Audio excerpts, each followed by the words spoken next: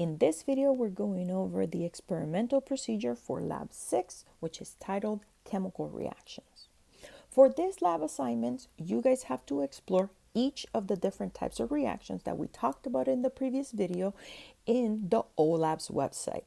You can see right below the type of reaction, the address where the simulation is for the lab.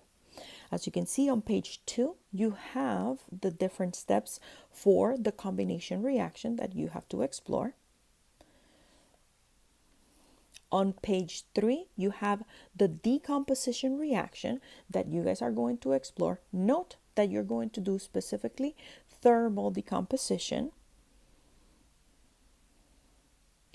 Next, you guys are going to do single replacement reactions. And lastly, on page 5, you have the double replacement reaction. Remember, on page 4 is where you have the single replacement.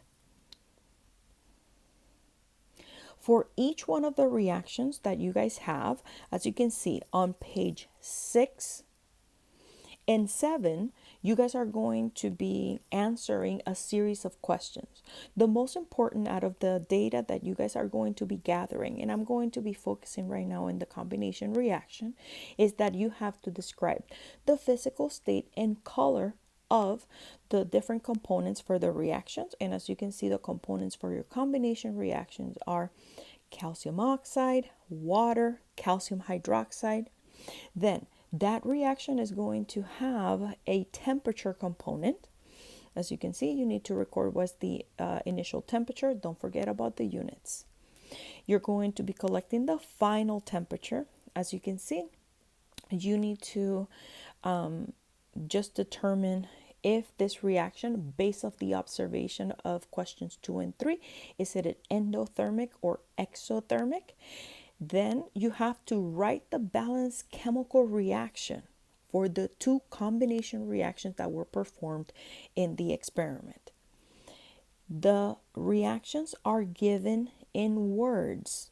All you have to write is the chemical formulas to what is written, and then place coefficients if needed to balance the reactions. For the decomposition reaction, you have to do similarly. Describe the physical state and color of the components. You have to determine if this reaction is endothermic and exothermic. And lastly, you have to write the balanced chemical reaction. And as you can see on letter A, you have the reaction in words. And then you have to write the different chemical formulas for the components and balance the reaction. As we move to page 7, we first start by looking over the single replacement reaction. As we have done in the previous 2 examples, we have to record what is the physical state and color of the reactants. Then understand that one of the observations that you will see, and I'm going to show in a few moments, is that the nail turned brown. You have to explain why that is.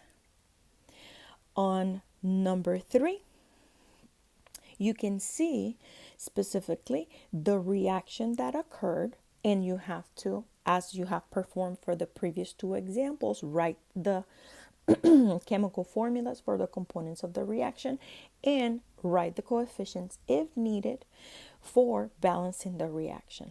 Lastly, for the single replacement reaction, this is an example of oxidation reduction. You need to identify which one of the reactants, in terms of their atoms, which one gets reduced and which one gets oxidized. Lastly, when it comes to the double replacement reaction, as you have done in the previous 3, you're going to record what is the physical state and color of the reactants. Then you're going to proceed to write the balanced chemical equation for your reaction. You are going to have one of those components to precipitate. Remember that the precipitate is going to be one of the 2 things that we have in the product. And then you have to take into consideration that when you do this, you are going to see how HCl is added to the precipitate, and you have to identify what happens. You have to see if a reaction occurs or not. Now, let's go directly to OLABs and see the different simulations for this lab.